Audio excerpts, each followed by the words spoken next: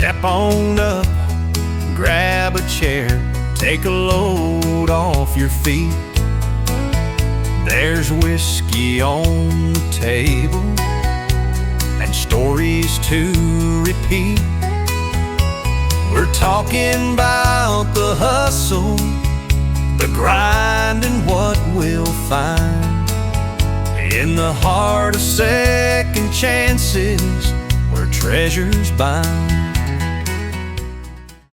Welcome everyone to the video. Welcome to the channel. This video is going to come out a little bit later in the day because I decided to finish shooting it, or actually just reshoot it on Saturday. And yeah, it was just getting too late on Friday. So what happened Friday was there was a scheduled power outage in our neighborhood they've been working up in the mountains in our area and for the power company. And today or yesterday, which is it's now yesterday, was the final push. So they had to shut everything down, obviously, to so the workers can operate safely.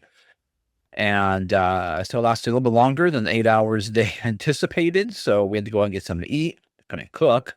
And things just got too late, and I was getting tired, and I didn't care for the content for what I was creating. So I was like, all right, I'm just going to redo it. I'm just going to redo the whole thing tomorrow. So, which is right now. So we're going to be talking about live selling today. Obviously what sold, live selling, what sold on eBay, that is.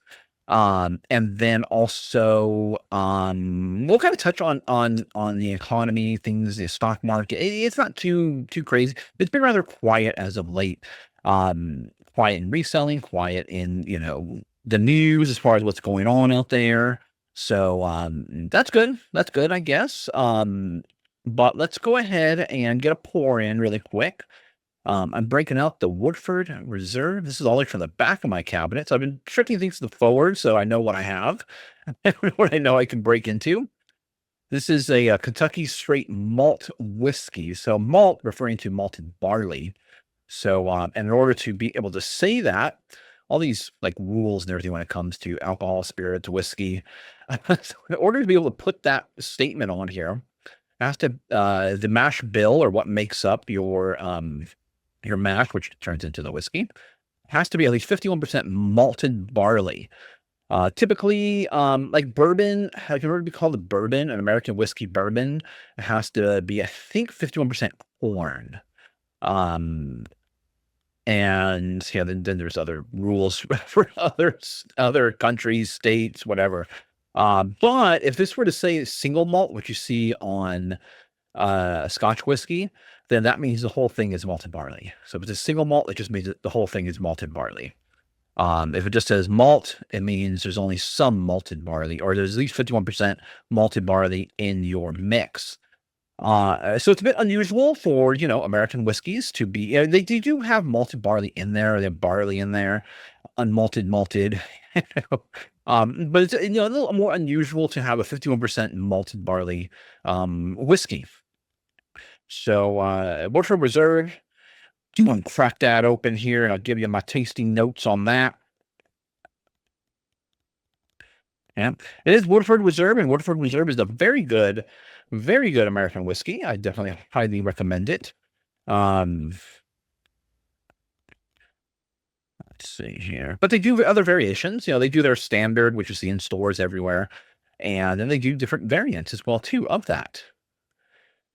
So this is so with it being heavily, heavier in the malted barley, you might start to think of Scotch whiskey, getting those flavors from Scotch whiskey, the butterscotch, the fruits, it won't be anything like an Islay Scotch whiskey, because most of those are peated. And I think there are some American whiskeys that do work with the peat, but not many. This is not. So this will be just like a combination of, in my opinion, on the nose, it's kind of a combination of Scotch, very young, like it's a very young Scotch, if that makes any sense. But a Scotch combined with a bourbon is what I'm getting here. Because you get the very American whiskey bourbon on the nose. You get it heavily, the cherry, the big cherry flavor that I always talk about, and cherry soda. But you get some hints of the malted barley in there. You get that it kind of reminds me of Scotch a little bit. There's definitely the heat from American whiskey in there. You know, it's definitely the heat is definitely different. But for me at least, for different between different whiskeys, a Scotch whiskey hits different than an American whiskey, than Irish whiskey. An American, in my opinion, is more of a bigger punch. Hits you in the gut really most of the time. And that's what I'm getting here. That big, big punch of American whiskey heat. It's like a So if you like bourbon, you'll definitely like this. It's more like a mellow bourbon. It's not really one way I've always described bourbon to me, it's always like cherry soda, cherry Coke, black cherry Pepsi, whatever pick your pleasure. But this, I think, because it's so heavy in the malted barley, it kind of, to me, the best way to describe it would be like a flat soda, like a flat cherry soda. That's the way I would describe it here. Like just like a flat. It's not that it's bad. It's really good. It's kind of just mellowed out some of those. Yeah, I'm getting a little bit of Scotch flavor. I don't know if it works well in this, but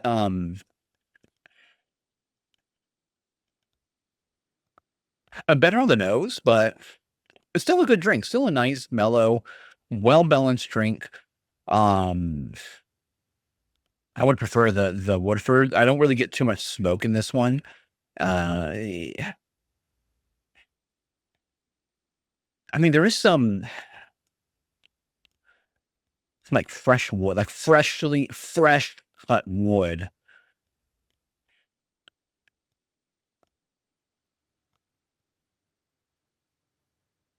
Yeah, definitely like some fresh cut wood. I mean, it's good. It has all the classic bourbon flavors, just a little bit more mellowed on those flavors. The heat's there from American whiskey.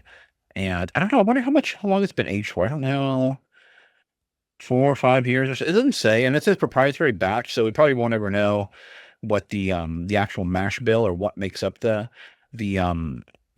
other grains they used in it. But 45.2% alcohol, so rather high, a bit high. I mean, not crazy high.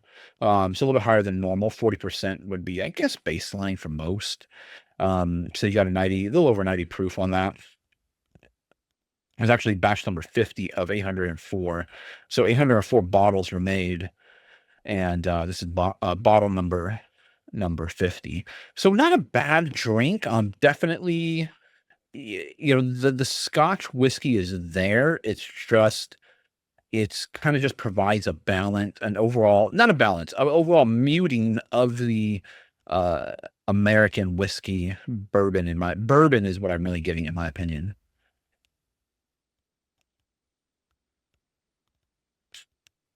Very good, very good. You know, I like Woodford. I like the regular Woodford. I would probably just buy the regular Woodford if it was me. I wouldn't, if you see these two on the thing, you're not sure what to get, I would stick with the regular Woodford. I believe this one is a little bit more expensive than the regular Woodford, but so I wouldn't spend extra money on it if you're not gonna, enjoy different expressions. Okay. Oh, let's jump into the what sold. Let me get my phone ready here and the pictures ready. I'm uploading a video to TikTok and I've been having some issues with it. It keeps telling me this video, what is it saying? Like it can't be shown. It's not eligible for recommendation, and I don't know why. I don't know. I don't know what the reason is behind it. Maybe there's something in the video. I don't know. I have this problem from time to time. Sometimes no issues at all, but sometimes there's an issue with just the one video. So I'm assuming, so I have a song associated with the video, and I'm just assuming maybe it's not the song because I swapped out songs. And so I'm assuming there's something in the video that is that they're picking up that they don't like. So I don't really know what it is. They don't tell you exactly what it is. It's not like YouTube, where YouTube will actually tell you what the problem is, and you can actually go cut it out. TikTok is not that way. So I'll have to figure that out a little bit later. I'll probably just have to upload a totally different video. So, um, okay. So right off the bat, we have a mouse. Now this is a trackball mice or track mice do really well. Definitely something to look out for. And this one here, let's see.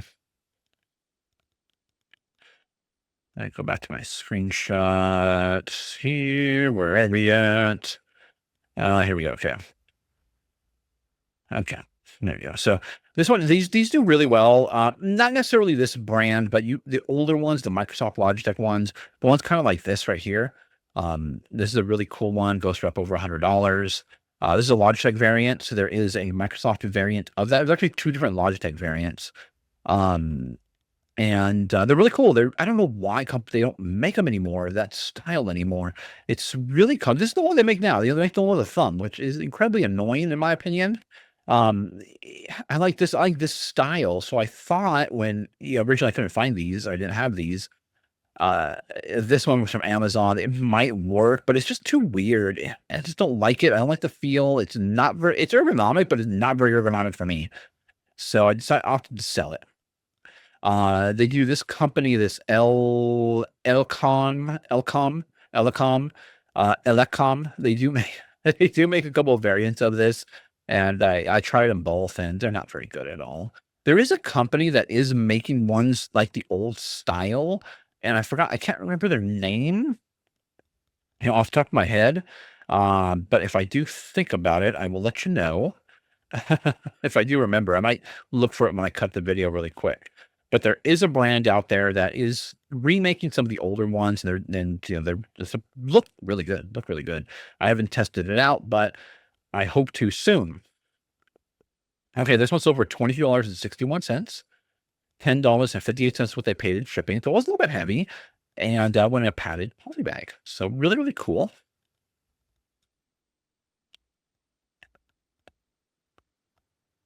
Really, really cool piece.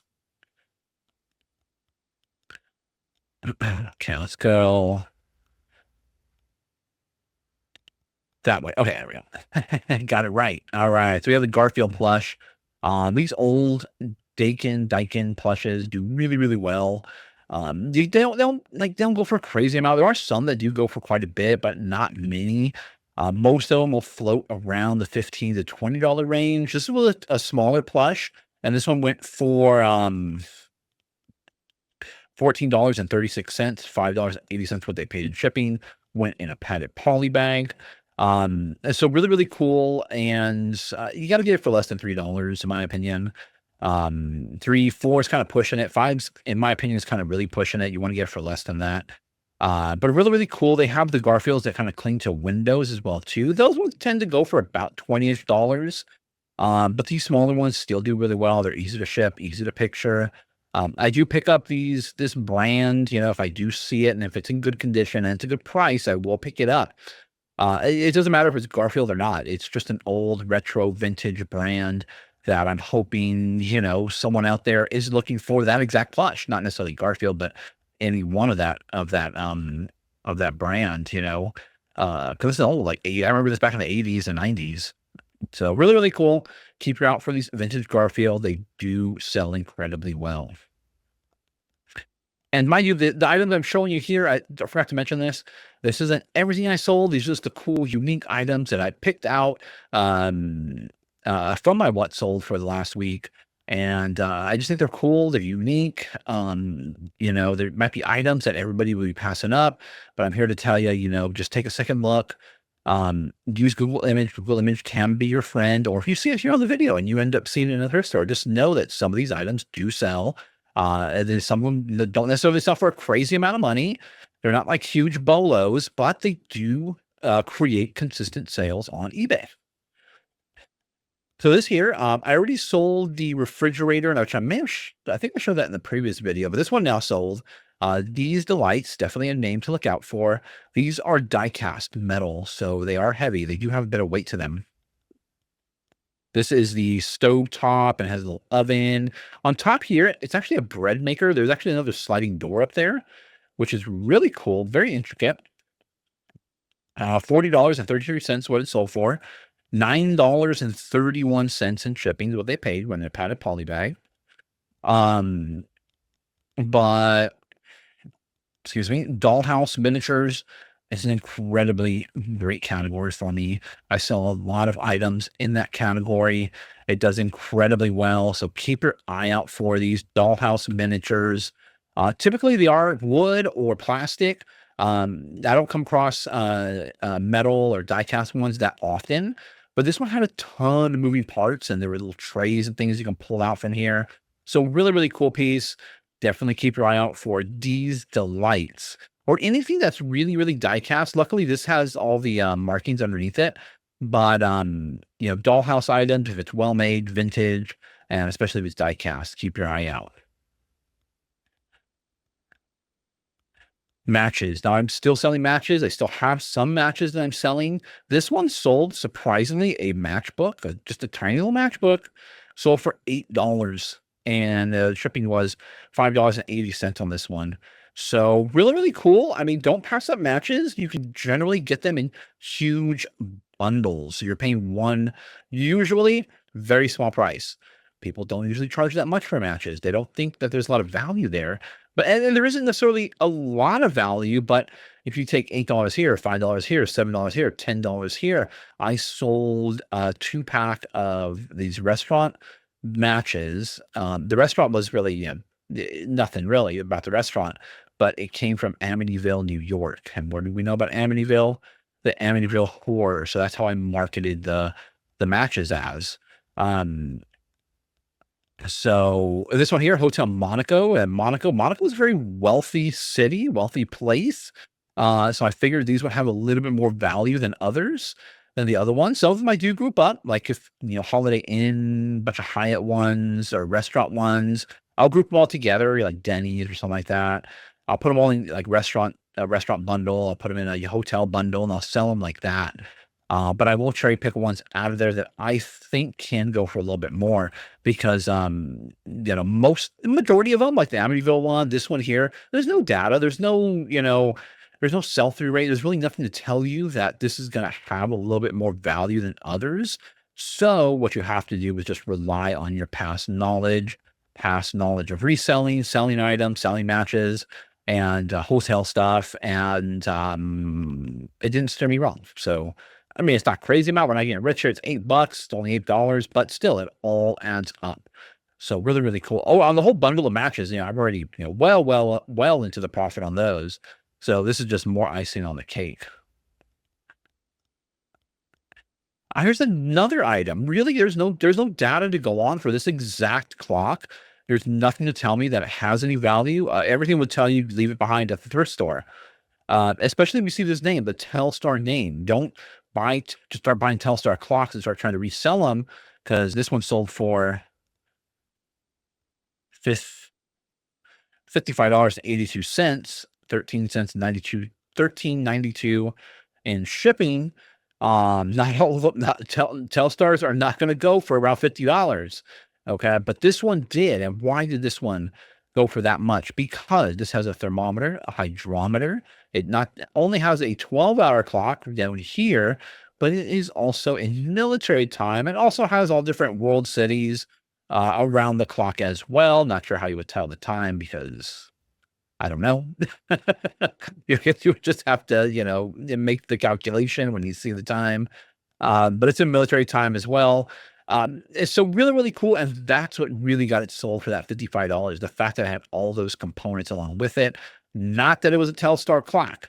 Because the Telstar clock, I wouldn't even pick up a Telstar clock if it was just a generic basic Telstar.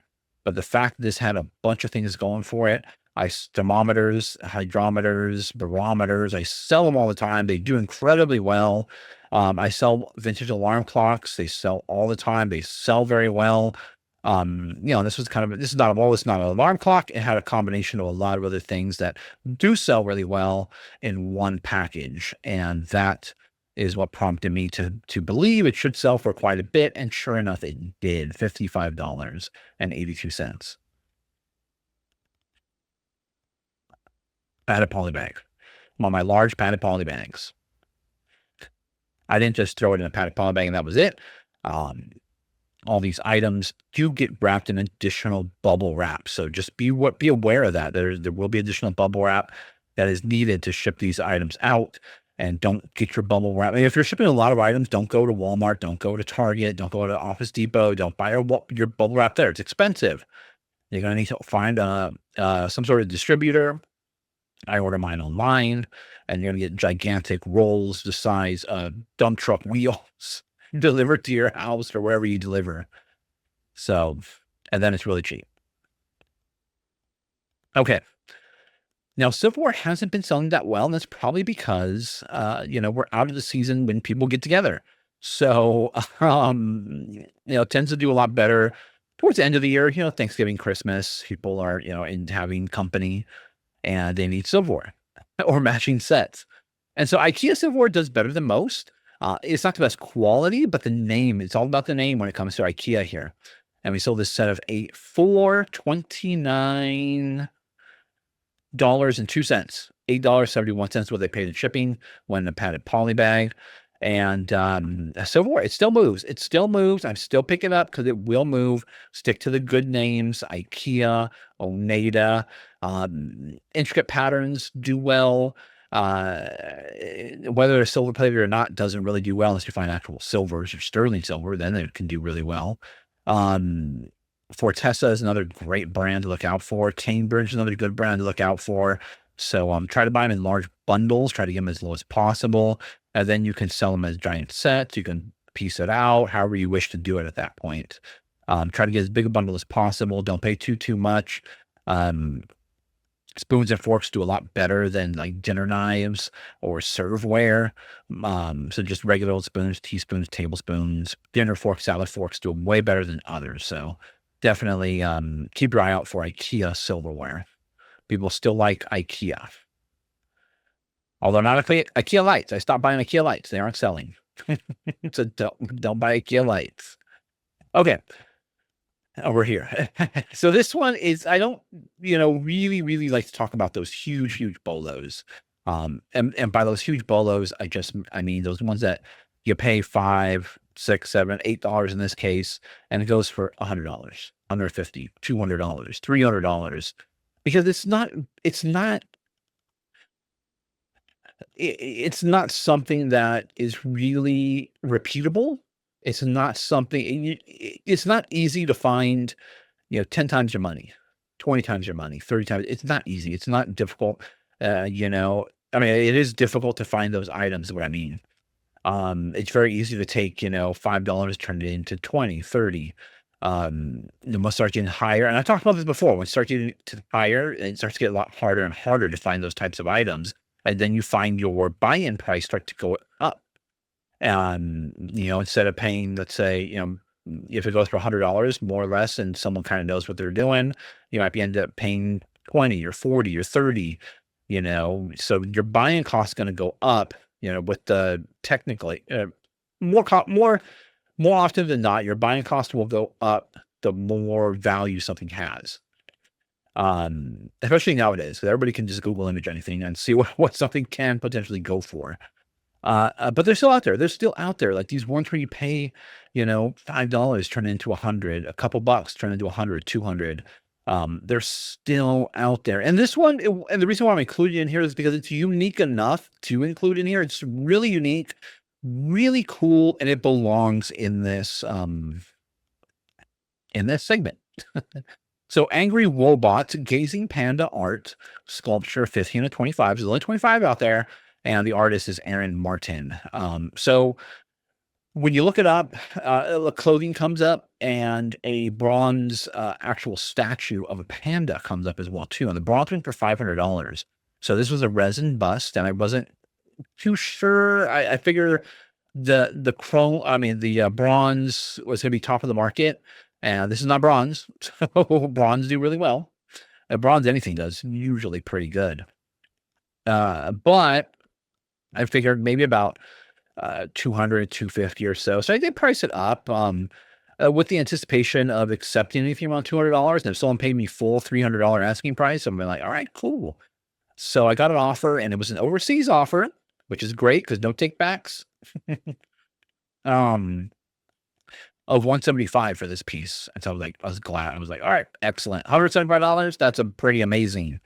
So I took it, sent it off, $11.70 what they paid in shipping. This did go in a box because it was, going overseas. And nonetheless, because of the price point as well, too, I wanted it to be a little bit more presentable. So I went an 8x8x8 box. How many did I say there? Should have been 3/8.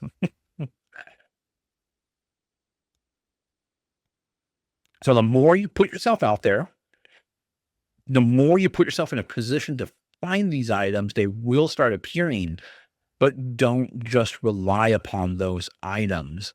I see so many people who just go through the thrift store looking for those big bolos. They just look for big hits, and that's it. They scour the aisles. They're turning over everything, Google imaging things, looking things up, and then putting it back when it's not a big hit, you know. Um, but if you're gonna be doing this full time, if you're gonna be, expecting to get consistent sales, you gotta find profit everywhere. You can't just wait for the big bolos to fall into your lap. It's not gonna happen. If you're waiting for it, it's like a home run hitter. You know, they don't hit a home run every time they go up there. Majority of the time they're striking out. And then there's the hitters, the people that just constantly get hits and get on base. Those are the ones that you can kind of count on to be consistent. Where home runs, it's not very, very consistent. It's not something that you can definitely count on, but when it happens, it's great. So same thing here, same logic. Okay, porcelain sign. This isn't an old porcelain sign, even though it looks old, it's not. It's a reproduction. It's really, really cool. You definitely want to look up this name, Andy Rooney. It's on the back, on a sticker on the back. So hopefully it has a sticker. But this actual approved laundry, I could not find anywhere. A bunch of other signs. There were a bunch of other signs by Andy Rooney, but this actual one I could not find. And they range around 15 on the low end to about 30. This sold for $30. This went in my large padded poly bag. $6.51 is what they paid in shipping.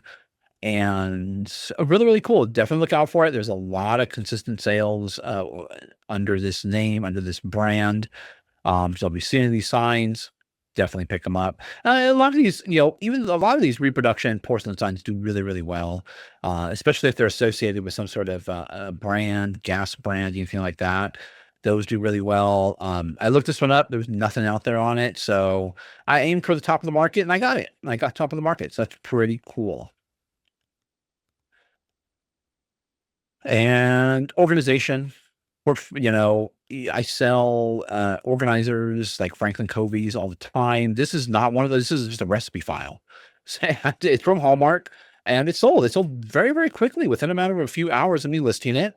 You have to price it right, so you can't expect more than $20 on this. I mean, you can't really even expect $20. It's sold for $15.14. $6.21 is what they paid in shipping. And so, and it went in a padded poly bag. So it was an easy shipper. It was lightweight, easy to picture. It was in good condition, and it sold fast. Recipe things do really well. I sold the recipe tin box with a bunch of cards in it not too long ago. So organization, personal organization does incredibly well. Just have to price it accordingly and pay low. Don't pay that much for them, because 15, 20, 30. And then once you start getting $40 and $50, you really got to look for those right brands, like something like a Filofax, which does really well. You really got to look for those key brands to get you up $40, $50, $60 or so. But if you can get them for like $1, $2, $3 the most, $15, $20 all day. I'll do that all day. All day, every day. Now, postcards. I see a lot of people that sell postcards. A lot of people talk about selling postcards. And I'm always like, postcards kind of boring, right? But I saw this on a baggy one. I have 5 packs. This is actually a used pack. There's only 18 cards, supposed to have 40 of them in there. And I paid $2.99 or $3.99 for the pack. I don't remember exactly. But nonetheless, this one here should bring me right at break even. $7 is what it sold for, $5.14 in shipping. Padded poly bag is what it went into. Um, and yeah, I'm already about break even with just selling this one partial. The other ones are all brand new. The other one, 2 of them are just like this. Another 2 are barnyard animals.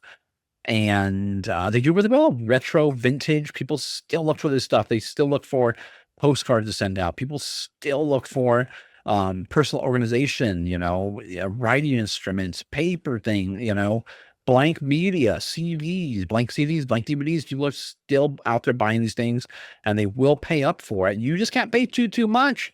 You got to make sure you have some good margin in there, so that way you can earn some money as well too. And by the time we sell the other ones, have listed for between $12 to $15. A little baggie is going to turn into like I don't know, like after fees, like maybe $40 or so. So like a few, like $3, $4 into $40. So pretty good in my opinion. Okay, so that's everything that I'm gonna show you that what's sold. I'm gonna try to do like 10 every single thing cool, unique. I'm hoping they're all cool, unique ones. Is what I'm hoping, all cool and unique pieces. Nothing like, I'm not gonna throw any Apple stuff in here or Bow stuff that I sell, or your stuff that everybody kind of knows about. I'm trying to pull the cool, unique items that you may be passing up that you don't think you can resell for profit. Okay, I'm gonna cut it here, and then we'll get to the second segment. Okay, so let's go ahead and get into the topic here of live selling. And I've been hearing a lot of people talk about how live selling, and by a lot of people, I mean people that have a platform to speak on, and they have a viewership. So I don't know if that gives them the uh, it gives them the entitlement or the feeling of entitlement to make some rather bold statements, in my opinion, that live selling is going to be the future of reselling or selling in general or e-commerce in general. And it's kind of a silly statement to make. Some people have said that live selling will be a great way to diversify, which I think is a little bit more appropriate. A great thing to add to your already reselling journey or selling online journey, e-commerce journey. And that's a little bit more appropriate. Saying that live selling is going to be the future is not really the case. It might be a personal future of your own, but it's not going to be overall for the whole e-commerce space. And why is that? Well, first and foremost, live auctions, live selling has been around for a very, very long time. Many people are pointing to changes. Oh, everything's changing. Everything's changing. Well, it's more of an evolution of things that are occurring. Live selling, used to go to live auctions and buy things that way. They're still around, by the way. TV started popping up in people's homes, and let's try to sell things through people's TVs. Home Shopping Network, QVC, and now everybody has a smartphone. So let's put some let's get when we have video, we're watching videos on our smartphone. Let's start selling things through those videos. And so places like Whatnot, places like The District, and the businesses that are built on that platform, those are, they have live selling features, but it's not that they're revolutionary. They're more evolutionary than anything. They're making it more accessible to more people to be sellers and to be buyers. However, the consumer themselves, the consumer behaviors haven't really changed. They haven't changed at all. If someone's going to buy something, they're going to buy something. They're not going to buy something, they're not going to buy something. Some people that like the live selling aspect of things, some people that don't. Some people like to do it, some people don't like to do it. So the consumer hasn't really changed at all, or the actions of consumers or the thought process of consumers. It's just there's a lot more consumers, a lot more consumers out there. During the dot-com era, I lived through that. Everyone was saying everything's gonna go online, the retail, going into a store is dead. The malls are dead. Retail spaces are dead. Everything's going online. You're just gonna buy things online now. Well, it's been 20 years, and it still hasn't happened. As a matter of fact, the numbers, suggest otherwise. Just over 80%, sales of last year were done in retail settings in stores, and then the rest of the 20% were done online. So, um, I think online selling has a little bit more to go. It will grow in numbers, not necessarily percentage wise. It'll grow in numbers because populations are getting bigger. We're having more people. So that it will grow bigger because of that. But as far as the actual percentage, I think it will fall somewhere around 25-75, maybe 70-30. I really don't see it growing beyond that. I could be wrong. I could definitely be wrong in that, but there's a social aspect as well too. And I was just to kind of apply it to the social aspect of things a little bit, not so much about live selling, but I'm currently listening to a lecture on. I like ancient history. I like history and I like ancient history. I like to learn more about the beginnings of our civilization. Even though I do believe there were civilizations before our modern civilization.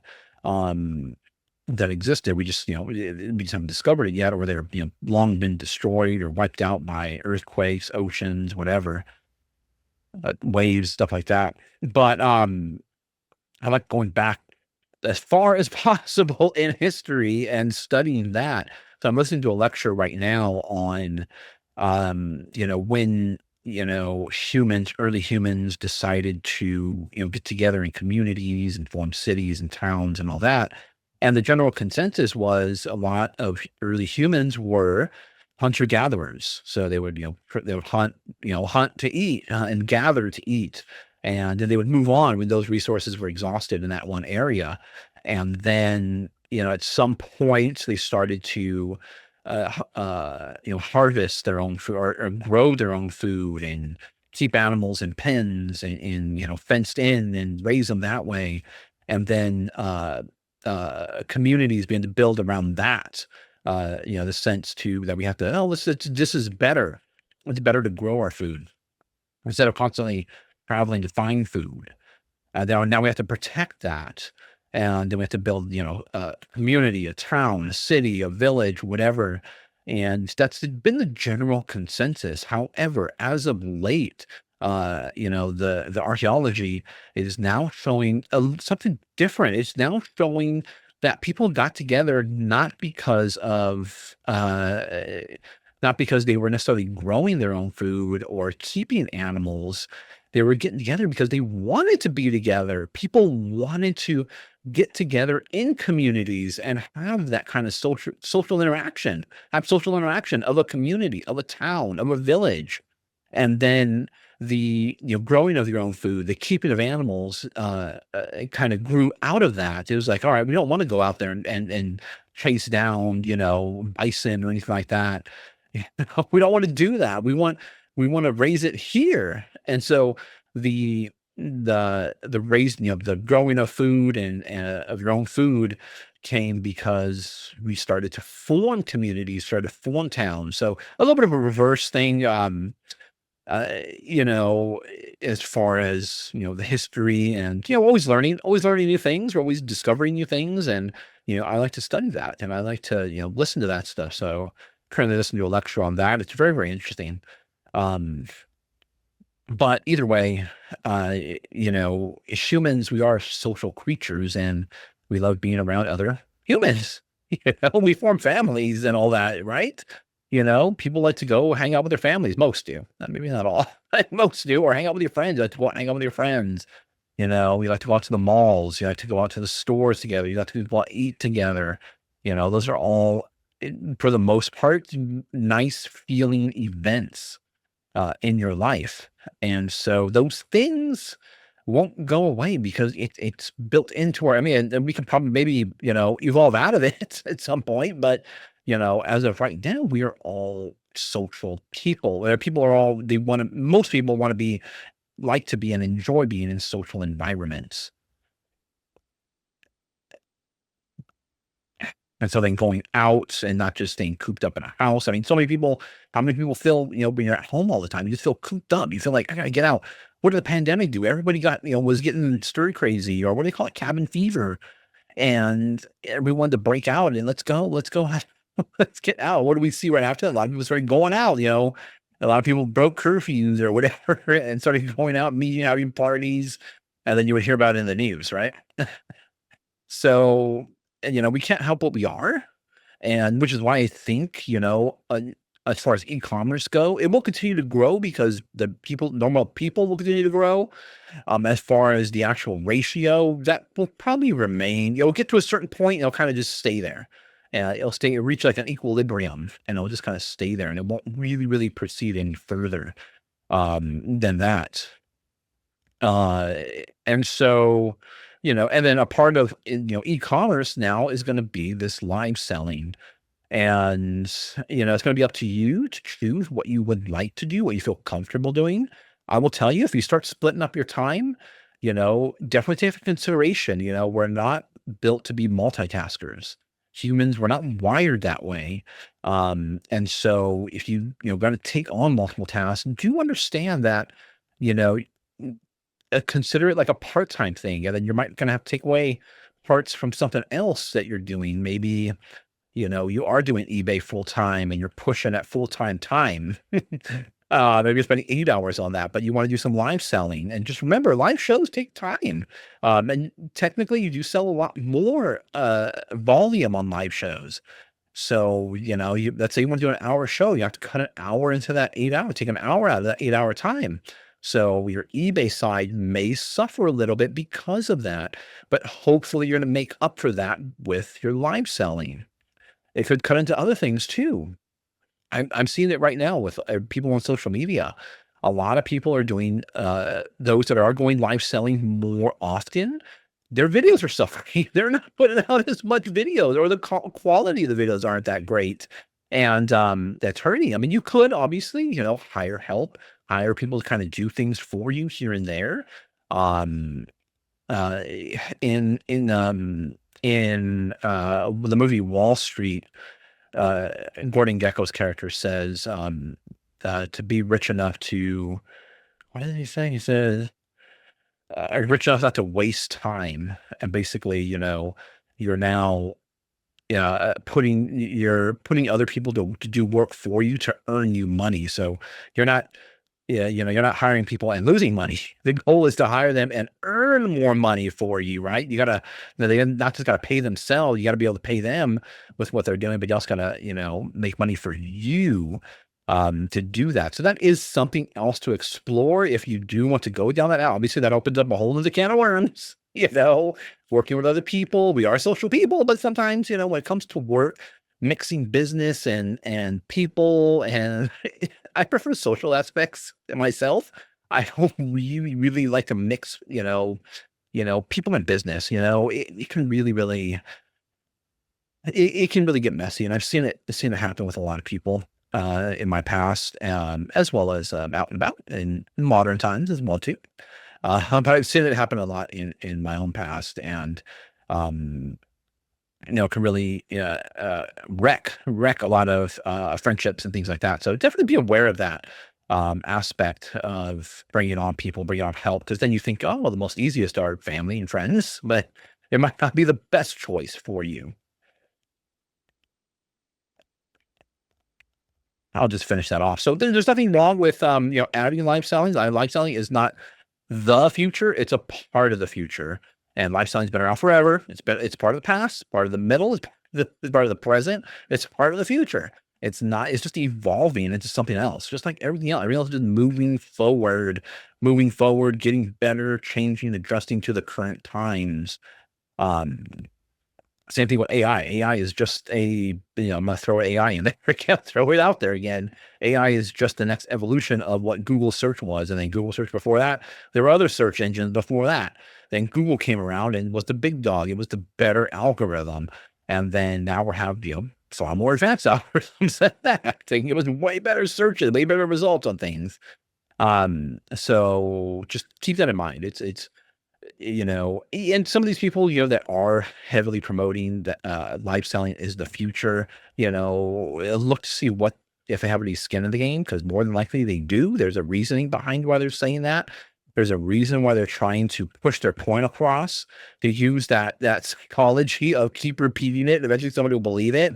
That stuff don't work on me. I know it does work on a lot of people. That's why people do it.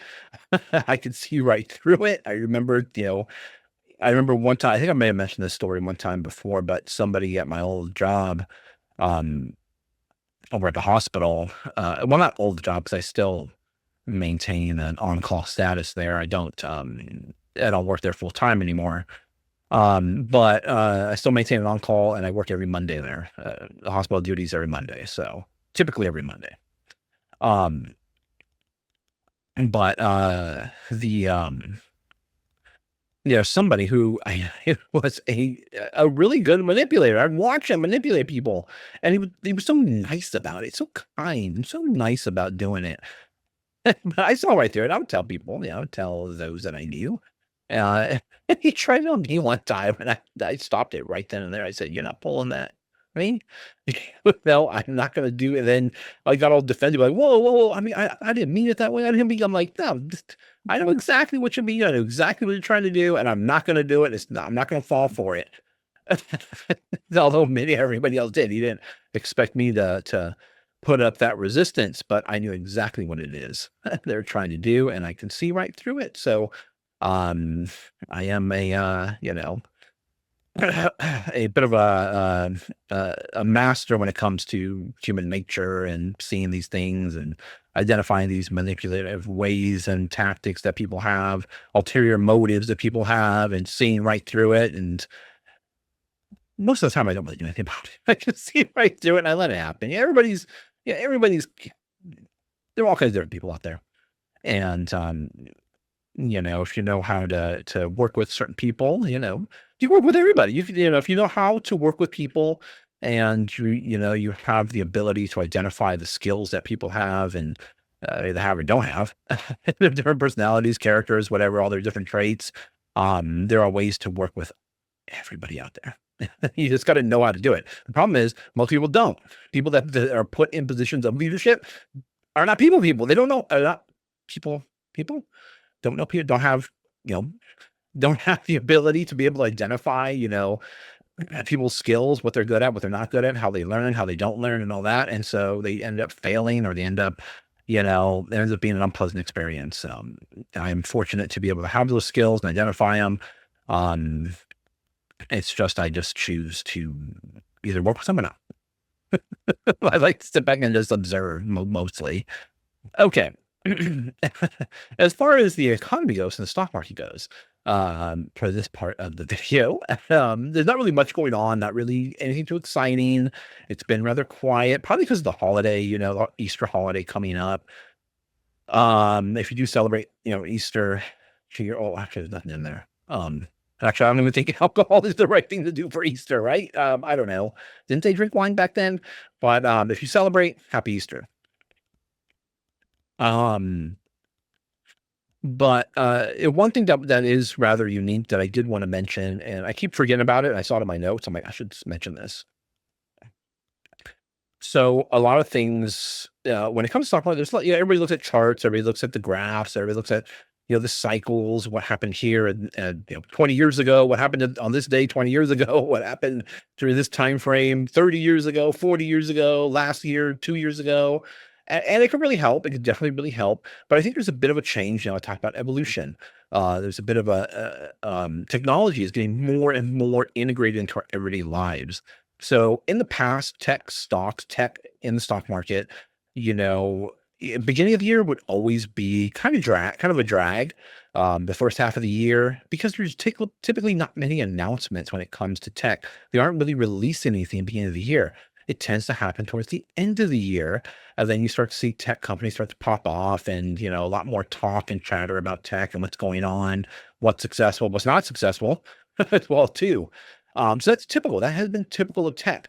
However, as of this year, NVIDIA has become a big dog in the tech space, in stock market overall, and just everything overall. NVIDIA has integrated themselves incredibly well, positioned themselves in a beautiful position.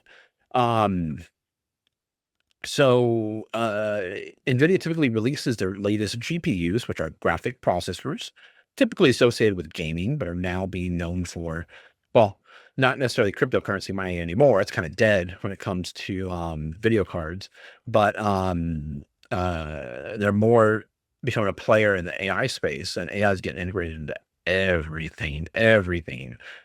Healthcare, not just eBay wise or reselling wise, but healthcare wise, just general shopping in general, it's all over the place. Um, and so typically those chips or those not the cards, they don't develop the cards, they develop the chips. The cards are developed by board partners.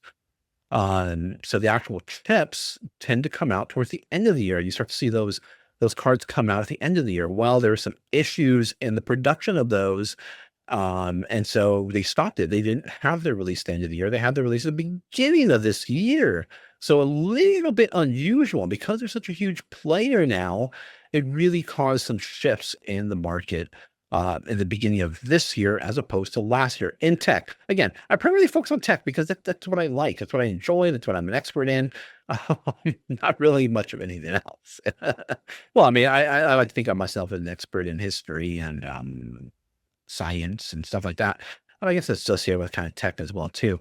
But